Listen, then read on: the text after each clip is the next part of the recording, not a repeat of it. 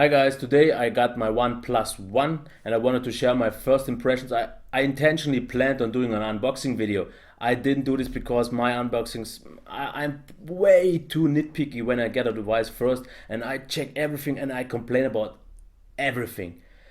But after a few minutes things get small and the things I complain about, so I didn't really want to make up for that. So I used it for about 4 hours and here are my first impressions. The first thing, just real quick, a size comparison with the Nexus 5. You can see it is quite bigger. Also in terms of the weight, in the width, you can see it is bigger. But surprisingly, due to this curve, it is not the biggest one, but it feels pretty nice. It feels definitely thinner than the Nexus 5. It feels pretty nice, and yes, as you can see, I can't reach the top as much as I try to. But I think I can get used to 5.5 inches, what I didn't really expect it to be. So one thing I want to mention, and I'm really happy about this, I can access this.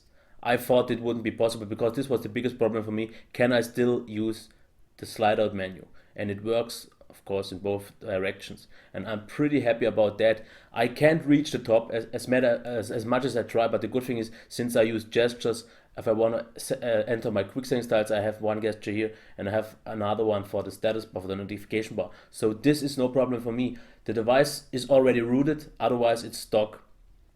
But I can access everything, and due to all these gestures I have on all the sides, I can do most of the stuff I usually can't do with one-handed device. So if I have my browser here, let's check, I can quickly access the bookmarks because I do a double swipe. This is just what the browser comes with, and all the browsers, the others work as well the same. I can access the the recent apps. I still have the buttons here on, but I'm planning on disabling them as well, so I can use completely no navigation visible, no nav buttons and no hardware buttons. I still have to figure out. I think I will need exposed framework, but the first few days I don't want to use exposed yet, just to see if it has any impact. But otherwise, in terms of the design, like I said, it feels very premium. Nothing is bending here. This is something I have to get used to because everyone says it feels really great, and it definitely doesn't feel bad, but I don't know, I have to get used to it. It is a bit of weird feeling because it feels like sandpaper, like a fine one, I would say 250 or something like that. But it's definitely very grippy. I have no problem with the device not being grippy and feels very premium, really absolutely premium. And what I really like is the positioning of the buttons. Those for the volume are good. And for the power button, I would say it is here. And if I use the device, this is the way I hold it. The button is here. And this is a very good position. The perfect one for me would be here. If you can see this, the button is here. I want it here. This would be, for me, the perfect position when I take it out of my pocket. But this is pretty nice. And if you compare it real quick with the Nexus 5, here is the OnePlus, and up here, so even more, up there is the Nexus 5 power button. Because if you can check it, I hold it like this. I have to stretch this much. On the OnePlus, it's not that much. For me, it's the more comfortable way. The power button, the volume buttons are okay. I would prefer them to be maybe over the power button if it would be below, but no issue at all. Volume headphone jack, I would like it up there, but it is okay. In terms of the speaker, we have stereo, and same as on Nexus 5, if I hold it normally, I block the left one. But therefore I have the right one, so at least I get one. So, but I'm usually not holding it like this. And one thing I wanted quickly to mention, if the sound maybe is bad or the camera angle is a bit weird, I changed my setup and I have to get used to it. I didn't really get used to the new microphone or the camera position due to my new tripod. But as for the design, real quick, it feels great.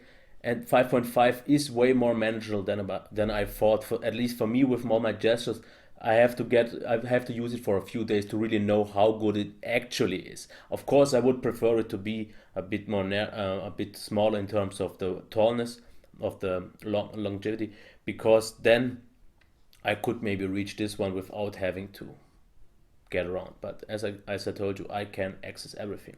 This is not the problem. The display itself, if we compare it real quick with the Nexus 5, and you will definitely notice a big difference here.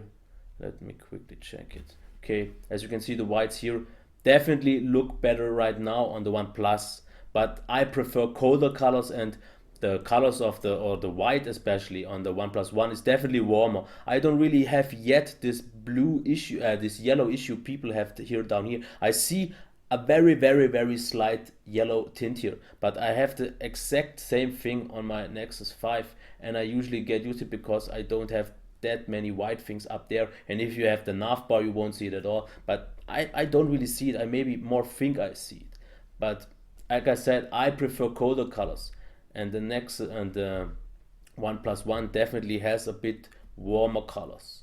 If you can see the colors right now here, and my first impressions are the Nexus 5 is slightly more my favorite in terms of the color accuracy and so on. But the good thing is, and let me quickly show you this in the drivers, in the settings, if we go to display, we can change the colors here. You have the options and you can adjust them here in the saturation similar. I'm using it stock right now until I get a good setting, but overall I'm at 100%, and you maybe saw it before. Both are pretty bright, and I would say the OnePlus is definitely bright enough, shouldn't be a problem. I'm not sure at which brightness I will use it. Usually I use my Nexus 5 on 20. This is 20 right now, and usually I'm pretty happy with 20. As you can see, 100 is a difference. So the display, in terms of sharpness, yes, it is very sharp, but I really didn't expect anything else. It is not like it is not less sharp than the Nexus 5. Of course we have a less higher density, but with only 1.5 inches of display difference, it is not enough. So it is definitely sharp. The colors are okay. I would wish for a bit colder white, and I heard there will be an option coming for a white balance. This would be really nice if that would come, so I can change this. About the sound, we have stereo speakers, and I don't block this one, but definitely the volume is higher than on the Nexus 5, a lot higher. The sound is not really good. This, I can say this, because there is not really any bass, and the little bass it has even lets the device vibrate a little bit, but the sound definitely is not good. But as long as it's louder than the Nexus 5, I'm actually happy with it. YouTube videos and everything were loud enough. I had no real problem with that. So just real quick about the performance. Oh yeah, I forgot that. As you can see here, it is very fast, and also if we check app switching, it is very zippy. I changed my animation duration to 0.35, so not even 0.5, because 0.5, like I usually use, felt slower for me. I had to use 0.3, maybe because it's the bigger display or something like that. But with 0.3, I'm actually 0.35, I am happy. And as you can see here, everything is smooth. And so far it looks about pretty much the same as the Nexus 5. One thing maybe that does seem a bit worse is the touch responsibility.